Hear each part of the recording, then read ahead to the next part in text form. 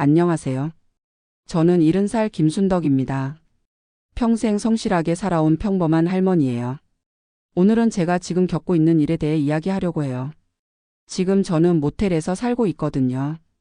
20년 넘게 살던 집에서 나와야 했는데 새로운 집을 구하지 못해서요. 전세가가 너무 많이 올라서 제가 가진 돈으로는 어디든 들어갈 수가 없어요. 그때만 해도 저는 집주인이 그냥 말로만 하는 줄 알았어요. 20년 넘게 같이 지낸 사이인데 설마 정말 나가라고 할까 싶었거든요. 그런데 현실은 정말 냉혹했어요. 어쩌다 제가 이렇게 됐는지 지금부터 모두 말씀드릴게요. 6개월 전이었을 거예요. 그때는 정말 평범한 일상이었죠. 저는 서울 외곽 작은 주택에서 전세 8천만 원으로 살고 있었어요. 20년 넘게 그 집에서 지냈거든요.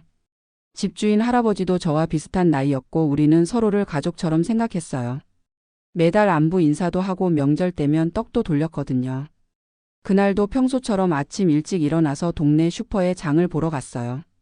무릎이 아파서 많이는 못 사지만 그래도 매일매일 필요한 것들만 조금씩 사는 게 제 습관이었거든요. 슈퍼 아줌마가 말했어요. 할머니 요즘 집값이 정말 많이 올랐다면서요. 저는 그냥 그러게나 하고 대수롭지 않게 넘겼어요. 전세로 사는 저에게는 남의 일이라고 생각했거든요. 집으로 돌아와서 점심을 먹고 있는데 집주인 할아버지에게서 전화가 왔어요. 순덕 씨 시간 있을 때 한번 만나서 얘기 좀 하면 안 될까요? 목소리가 평소와 달리 굳어 있었어요. 뭔가 불길한 예감이 들었지만 저는 그냥 네 하고 대답했어요. 다음 날 오후에 집주인 할아버지가 집으로 오셨어요. 평소에는 차 한 잔 드시고 이런저런 이야기를 나누곤 했는데 그날은 달랐어요. 현관에 서서 말을 꺼내시더라고요. 순덕 씨 미안한데 6개월 후에 이사를 해야겠어요. 갑자기 무슨 소리인지 모르겠더라고요. 왜요, 할아버지? 제가 뭘 잘못했나요? 아니에요. 순덕 씨 잘못은 아닌데 아들이 집을 팔아야 한다고 해서요. 할아버지의 얼굴에는 미안함이 가득했어요.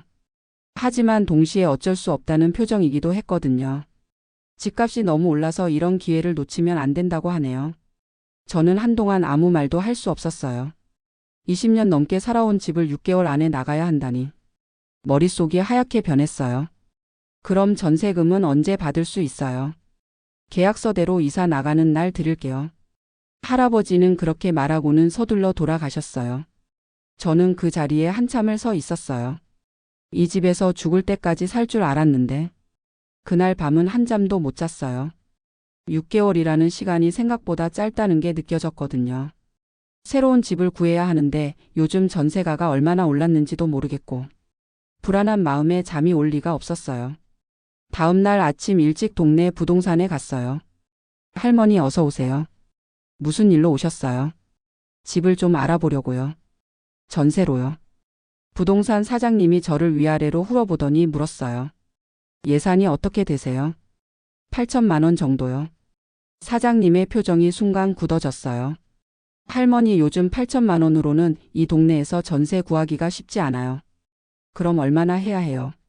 최소 1억 2천만 원은 해야 비슷한 집에 들어갈 수 있어요. 저는 귀를 의심했어요. 4천만 원이나 더 필요하다니. 그럼 좀 더 작은 집은 어때요? 작은 집도 마찬가지예요.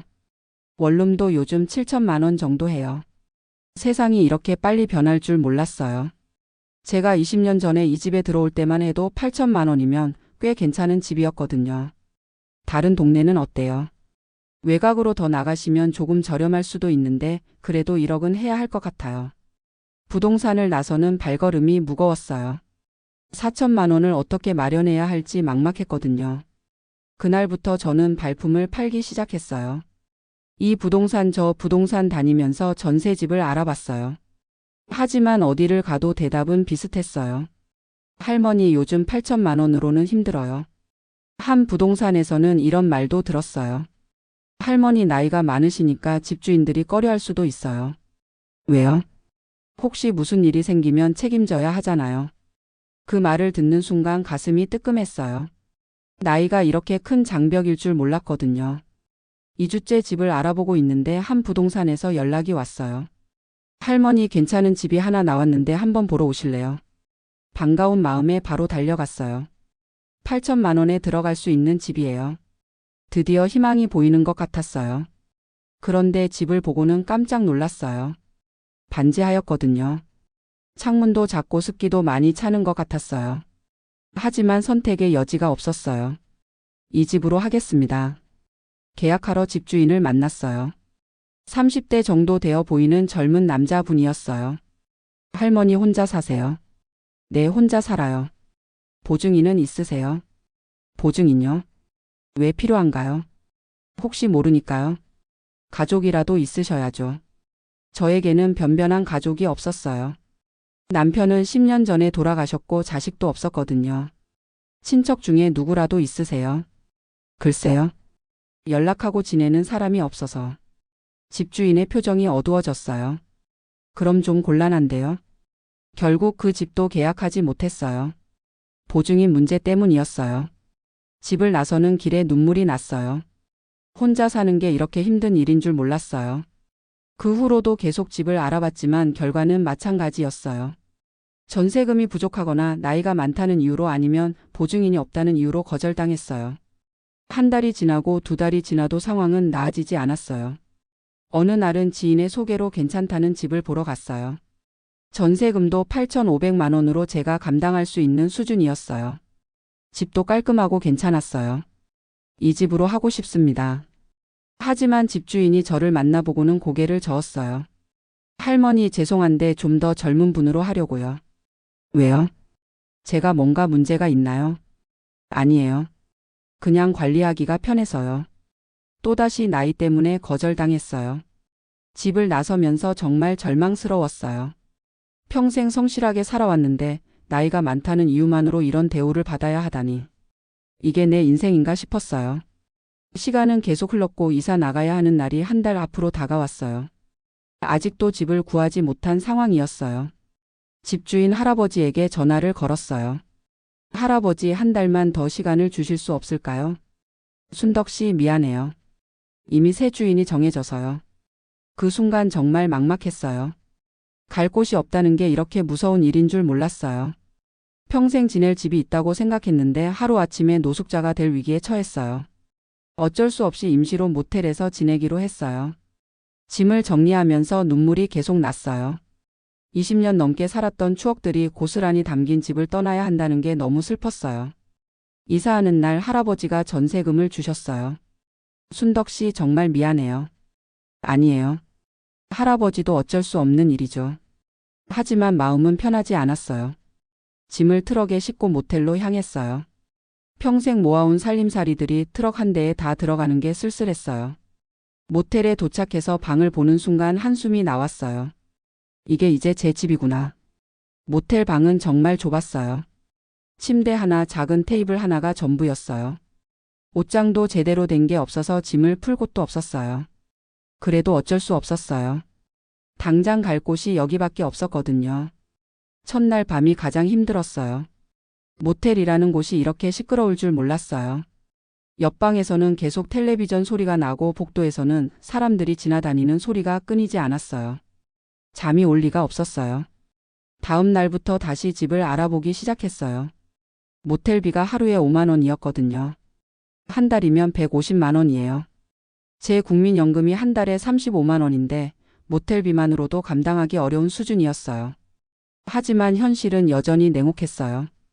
여러 부동산을 다녀봐도 상황은 나아지지 않았어요. 할머니, 요즘 전세가가 더 올랐어요. 얼마나요? 이 동네 기준으로 최소 1억 3천만 원은 해야 해요. 더 올랐다는 소리에 정말 절망스러웠어요. 어떤 부동산에서는 이런 제안도 했어요. 할머니, 월세는 어떠세요? 월세요? 얼마나 해야 해요?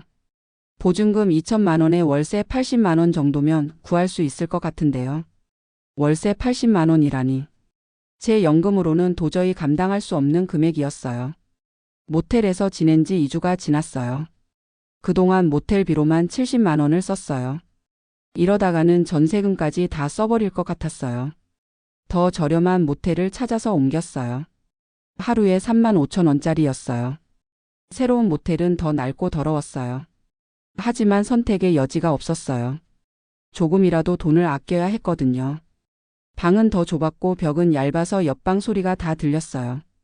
한 달째 되는 날 거울을 보고 깜짝 놀랐어요. 제 얼굴이 말이 아니었거든요. 스트레스 때문인지 살이 빠지고 얼굴도 누렇게 떴어요. 이러다가 정말 병이 날 것 같았어요. 어느 날은 동네 복지관에 가봤어요. 혹시 도움을 받을 방법이 있을까 해서요. 할머니 기초생활수급자 신청을 해보세요. 그게 뭐예요? 소득이 일정 수준 이하면 정부에서 도움을 주는 거예요.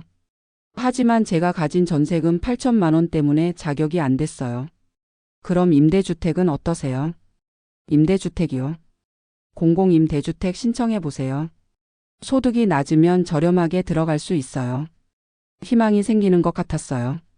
바로 신청했는데 대기자가 너무 많다고 했어요. 언제 들어갈 수 있는지 알 수 없다고 했어요. 2개월째 모텔비로만 200만 원 넘게 썼어요. 이러다가는 정말 돈이 바닥날 것 같았어요. 더 저렴한 곳을 찾아야 했어요. 찜질방도 알아봤지만 장기 투숙은 안 된다고 했어요. 어떤 분이 고시원을 추천해 줬어요.